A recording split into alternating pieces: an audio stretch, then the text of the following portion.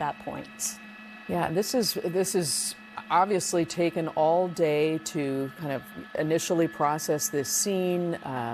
The medical examiner also responded to this location, and then the bodies will be escorted to the coroner's office.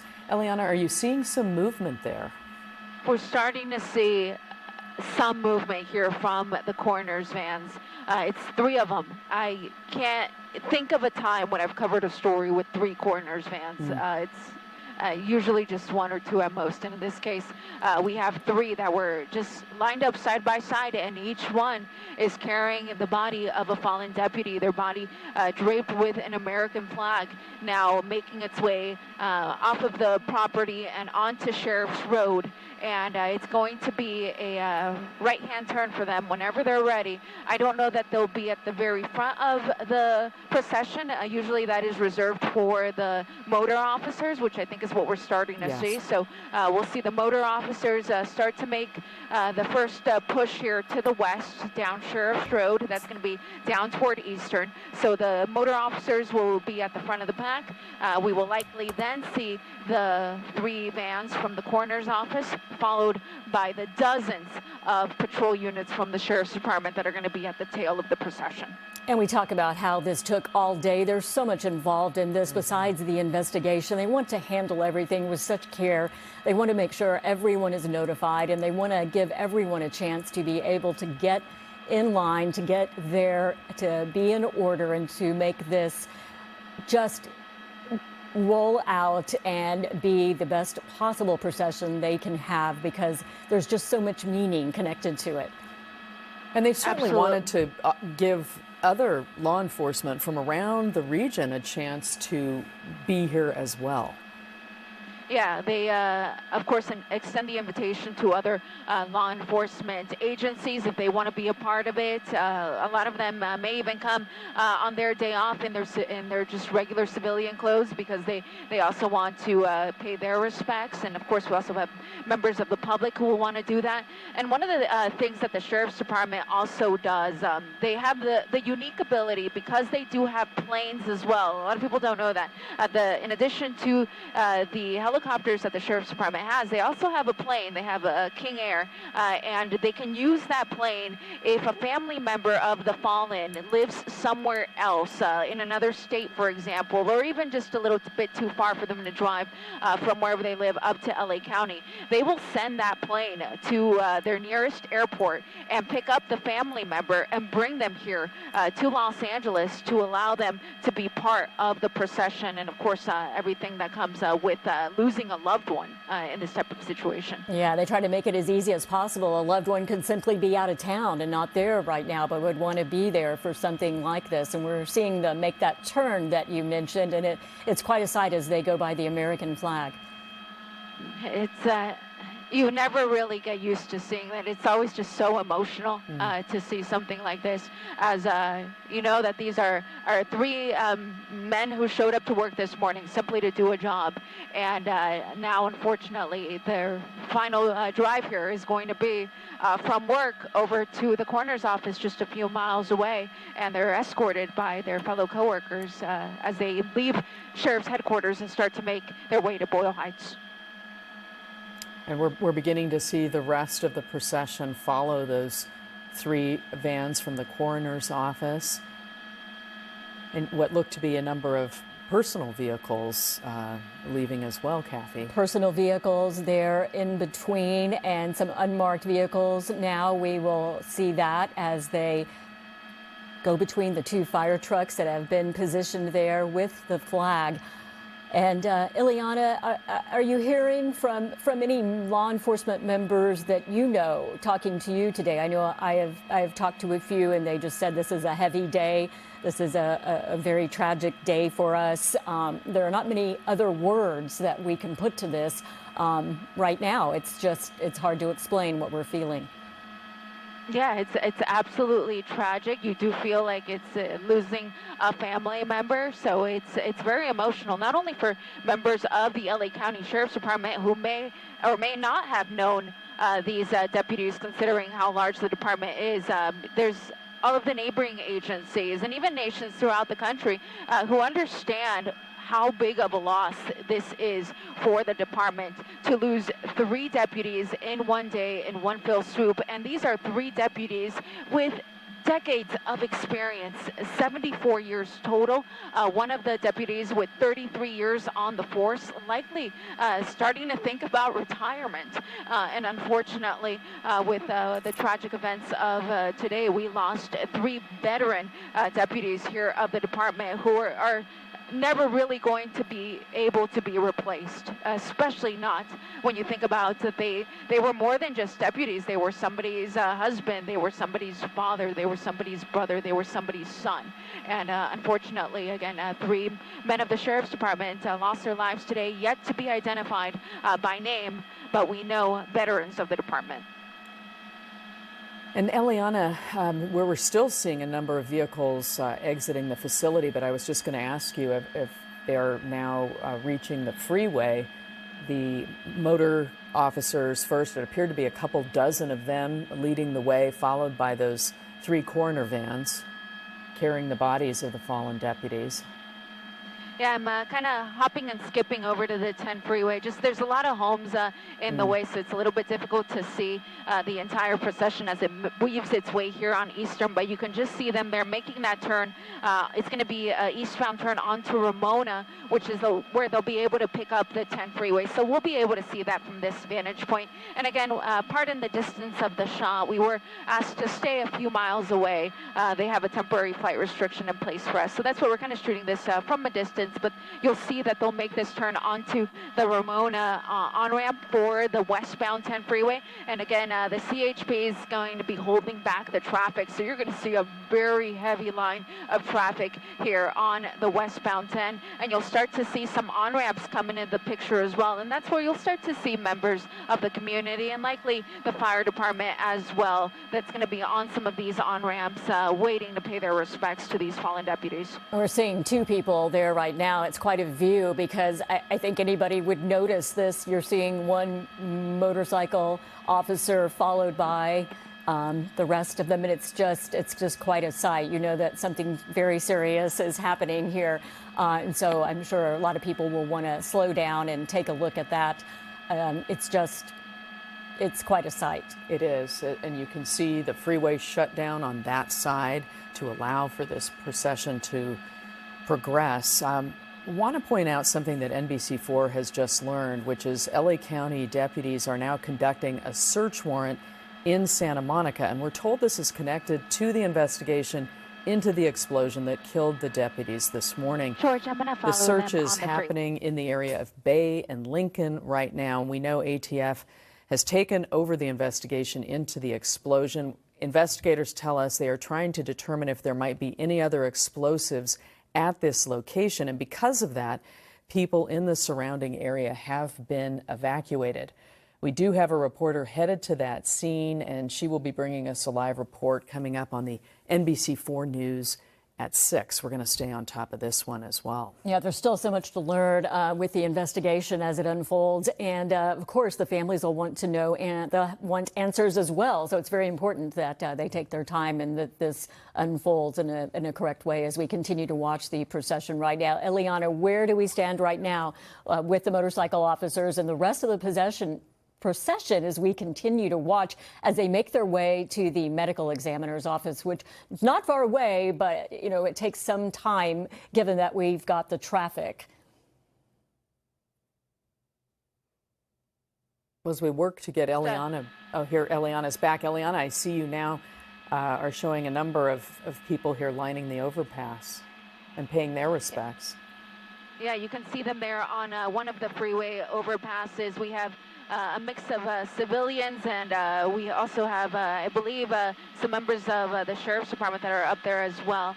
And I'm going to ask my pilot, George, if you can just hold here if it's possible so we can get the procession coming our way. George did me the favor of heading over a little bit closer to Boyle Heights so we can be at the ready for when the vehicles arrive at the coroner's office. But the procession isn't moving incredibly fast. So at this point, in the middle lanes here of the westbound 10 freeway, continuing to head west. And again, it wasn't a very far drive from Monterey Park over to Boyle Heights, but you can see the incredible presence here from the Sheriff's Department in motor units, and then we've got the fallen deputies, followed by all of these patrol units. There's so many, they're still trying to get on the freeway. I think that might be the last marked one, but we've still got some unmarked units that are still working to make their way onto the westbound 10 freeway. Again, from Monterey Park to Boyle Heights, the westbound 10 will be held back here traffic-wise as the procession makes its way through, but it should move in, or should move through rather quickly. And Ileana was talking about how large this department is, the Sheriff's Department, but there are other agencies involved too. There might be family members. We've seen some unmarked cars. We've seen some regular cars involved there too, and they're up more toward the front. So the likelihood is that it is family members that are taking part in this as well. Just a remarkable sight, Kathy, to see them heading down the center lanes of that side of the freeway. And it's still going. The length of this procession is really remarkable. It is, to see this on what would otherwise be a normal day with people, you know, leaving work, just traveling on the freeways. They would normally be packed, and now we're seeing this. You can't help but notice it. It is quite a display with the motorcycle officers there. Ileana, how close are we now?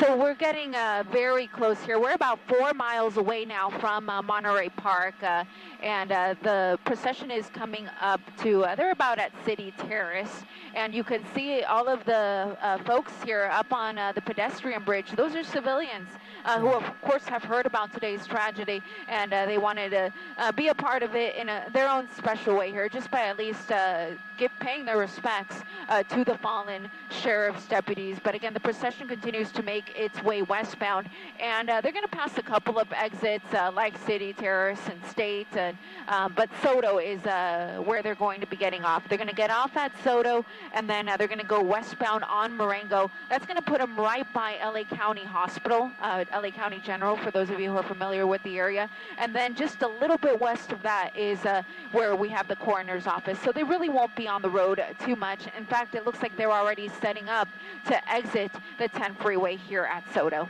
It's interesting to note the cars on the opposite side of the freeway are also, I mean, I know the traffic is heavy, but it certainly appears that a number of them are also stopping and to pay their respects, or to take note of what is going on in this somber procession. I don't see how you couldn't notice this and realize what it is. Ileana, can you give us an idea, once they get there, what we should expect to see as they all come together? What will we be looking for? So what typically happens once they reach the coroner's office is everyone, of course, will park. They will get off of their bikes or out of their vehicles, and then they are going to usually just form 2 lines on either side of the entrance, and then whoever has been selected to carry the bodies will carry them into the coroner's office. That part tends to be relatively quick, all things considered. Once the 3 bodies are inside of the coroner's office, then you will see everyone return to their vehicles and clear out. So once they get to the coroner's office, it does go relatively quick, but just because it goes quick doesn't mean it's not emotional. It will be very emotional for the folks participating in the procession, and we will also see more members of the community who will be waiting there outside of the coroner's office to pay their respects. And I think other times we have seen some of the officers stand around and, you know, and console each other and talk, you know, all these things that are helpful when you're trying to deal with something like this that was unexpected. Absolutely, and you bring up such a great point, Kathy. The deputies who are affected by this are not alone. They thankfully do have resources within the department that they can turn to if they need just a little bit more help. It's not easy to lose one coworker. To lose three all at the same time can be a very emotional thing for these deputies or just employees of the Sheriff's Department to deal with. So if you are in that situation, if you work for the Sheriff's Department, know that there is help. They provide these services. It's part of what you pay in your dues. So you can turn to those resources for help if you just need a little bit more emotional and mental strength during this time. We should note NBC4's Ted Chen is on the ground at the coroner's office as well. So we do have, that perspective for you as well once we get into place. And this procession is... The booth had asked me to throw it. All right, we're continuing to watch right now. Eliana has been describing right now the motorcycle officers, CHP, blocking streets as they continue this procession that started at the training facility in East LA. That's where this terrible accident with the ordinance happened this morning. We're still getting full details. That the investigation will know everything once that gets underway or have more details. But it all happened at 7:30 this morning at that training facility where the Special Enforcement Bureau trains. They have many operations that take place there, from the helicopter pilots to diving to arson investigators, and they train and they operate out of that area. We should note this wasn't a training exercise, though, that was taking place here. This was where their offices were, these members of the Essential Bomb Squad, and where they were working to render neutral these ordinances. We're still learning more about that, where they were collected. We know that they had collected some things from Lakewood, and we're now hearing today that the Sheriff's Department is out in Santa Monica, where they've issued a search warrant for a property. Still trying to tie all of this together. And as Sheriff Luna explained, this investigation will last for weeks, potentially even months, as they sort through all that happened here. Eliana, where are we now? It looks like you're near County USC. That's exactly where we're at, Carolyn, just outside of County General here, County USC Medical Hospital, making our way down Marengo. You can see the three the coroner's vans there that are carrying the bodies of the deceased. From here, though, we're really not far from the coroner's office. We're just a little bit to the east of it at this time. So we'll be there in a matter of minutes. But you can see that on Marengo here, we have a very large police presence, not only from the Sheriff's Department, but also nearby agencies. I'm seeing squad cars from other agencies. And of course, we're also seeing the LA County Fire Department that is out here. You see them here. They're fire trucks here. And look at all of these patrol units on the north side of Marengo.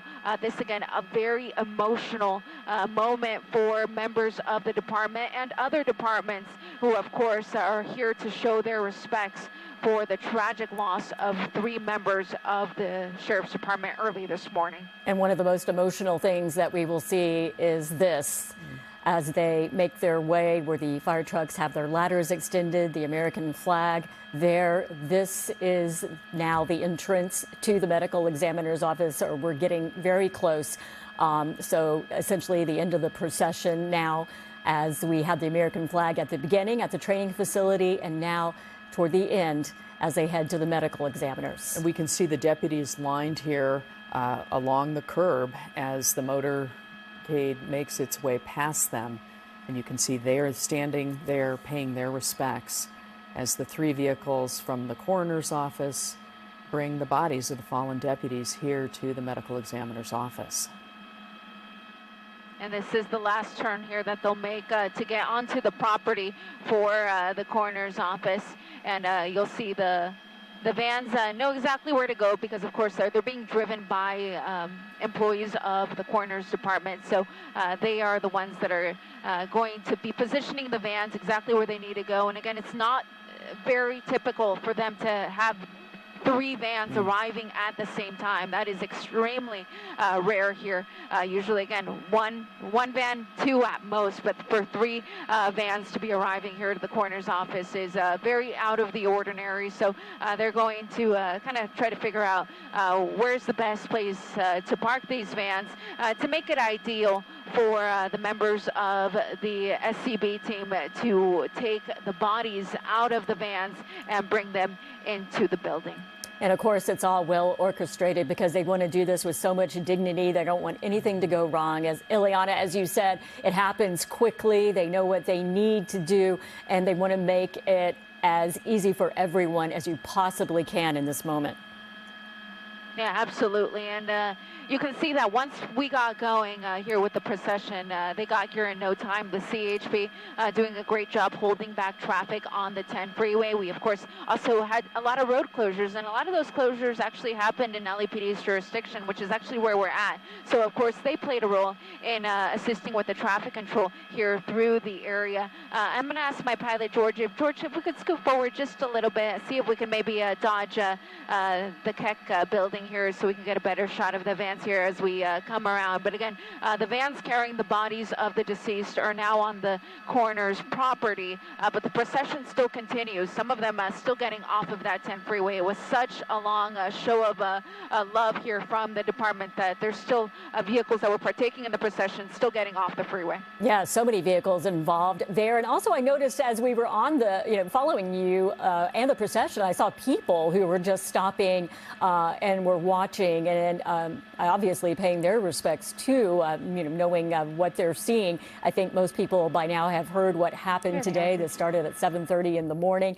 It is a huge story for us, a sad story, and so we've been covering it throughout the day. So the likelihood is most people have heard it somewhere today. Yeah, at this point. And again, we do have Ted Chen on the ground outside the coroner's office. Yeah, he was in place, knowing that this is where the procession would end. And so we'll be able to check in, we hope, with him in a short while. And we're seeing now exactly what Ileana was describing. All of the officers gathering now. They've gotten out of their vehicles and they are starting now to make their way there to the front. Yeah, and certainly as Ileana and her pilot work to kind of move around a bit, we now have sight of those vans once again, Ileana. Yeah, here's two of them at least. Again, there's three, which is not very typical when it comes to these types of situations. But you can see the sheriff's deputies, they're giving their final salute to their fallen brothers as the vans get into place. And again, when the bodies were placed in the coroner's vans back in Monterey Park, they were placed in there by members of the SCB team, the Special Enforcement Bureau. So I would assume that they would also be the ones to remove them from the vans, but it could also be a situation where they allow the employees of the coroner's department to do that. So we'll see what happens here in the next few minutes. But I do see the third van there just beyond the tree. So the three vans are right there under the trees. And again, all of the vehicles here that were participating in the procession are arriving on scene. Again, this is Marengo Street, and the procession still continues. So they're not going to remove the bodies from the car until everybody gets a chance to park and get out of their vehicles. So the procession will continue to make its way here off of the Soto Street exit from the 10 freeway down Marengo in front of County General, and eventually everyone's going to end up right here in front of the coroner's office. And you were talking about the SEB being a smaller part, an elite part of the Sheriff's Department, a specially trained unit. Do you believe that they will, if they are not involved with removing the bodies, that they'll still be there as they are taken away, that they would allow them to be in that position? Correct, Kathy. In fact, I believe I see some of them now. Look right next to the red fence there. Those do look like the uniforms that I saw them wearing earlier. So I believe that is them there, closer to the red fence. And then the regular patrol unit, or the regular patrol officers, they're usually in the green pants and tan top, and they're the ones that are right in the center of the screen. So we do have a mix here of regular deputies as well as the more elite group of the Sheriff's SCB team, which again is equivalent to an LAPD SWAT team. That was the group that these three deputies were a part of the arson explosives unit, and unfortunately, of course, they had that tragic incident early this morning that took their lives. Okay, Ileana, we want to